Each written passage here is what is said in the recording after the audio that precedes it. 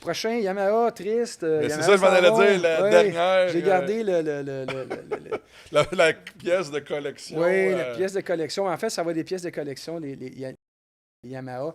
Ben Puis oui. on a eu la chance, il y avait pour moi, le modèle de Yamaha, c'est le SRX.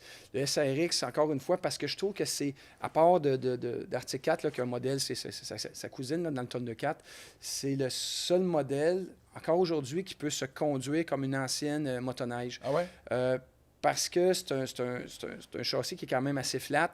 Puis le modèle du SRX, il y en a qui ont crié ah, ça n'a pas d'allure, c'est que la chenille, il n'y a pas des gros crampons dessus. OK. Ça avait été fait pour le top speed, donc moins de friction au niveau Ouais. ça mange moins de puissance. Puis ce que ça a donné aussi, c'est que dans les courbes, vu que tu n'as pas de traction, tu peux conduire à l'ancienne. Donc, tu vas rentrer dans les courbes avec un SRX comme une vieille motoneige, tu vas faire déraper le derrière, tu vas y en redonner, puis tu vas faire toute la courbe sur le Ouais. drift. Donc, quand tu as une motoneige plus haute, qui a plus Ouais. de tracking, qui a plus de grip, tu ne pourras pas faire ça. Fait que si je comprends bien, si Guy Laliberté avait une motoneige récente, il irait vers un modèle comme ça. Ben, tu lui conseillerais la Yamaha. S'il aime l'ancienne, oui, mais probablement parce que. À cause de la position de conduite. Position de etc. Ouais. conduite, tu as un 200 chevaux, puis surtout celle-là. En passant, celle-là, c'est drôle parce que la motoneige que je suis, c'est le modèle 001 OK. qui est là, puis là, tu es en panne d'essence. Wow. Parce que c'est la seule motoneige pendant le snowshoe qu'on n'avait pas le droit de conduire parce que c'est une motoneige, on va voir sur les autres slides, c'est une motoneige qui a été signée par tous les gens qui ont travaillé sur la chaîne de production, OK. de production chez Yamaha. Donc, quand ils ont terminé la motoneige, c'était la 001. Oui. Tout le monde a signé. Wow. Donc, cette motoneige-là a une valeur inestimable. Ben Donc, oui. la dernière année, c'est le modèle de performance, c'est la 001.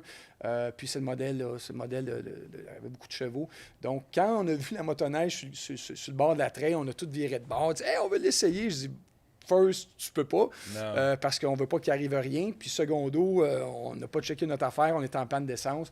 Fait que la motoneige était en avant, c'est le modèle 001. Puis encore une fois, cette motoneige-là, dans les bonnes conditions, c'est vraiment dur à toucher parce qu'il ne faut pas qu'il y ait trop de boss, là, parce que ça brasse plus que d'autres modèles. C'est que c'est tellement... La motoneige tient tellement bien la route, il y a tellement de chevaux, je pense que c'est comme 200 chevaux, puis même plus, là, ça l'arrache. Ça l'arrache, cette motoneige-là. C'est que même si tu es plus rapide à certains endroits qu'un autre motoneige, c'est tellement puissant, tu vas prendre un petit bout de droit que tout ce que tu vas avoir gagné ailleurs, à te battre dans les courbes, à gagner là, une coupe de ski en avant, Oui. tu prends un droit avec une motoneige comme ça, des 200 chevaux, 4 temps de turbo, là, en l'espace de tout ce que tu as travaillé, tu l'as regagné. Fait Ben que oui. tu as un Wow. plaisir fou avec ces modèles-là là, Wow. de Yamaha. Là. Ben Hugo, un gros merci pour ton review motoneige 2025.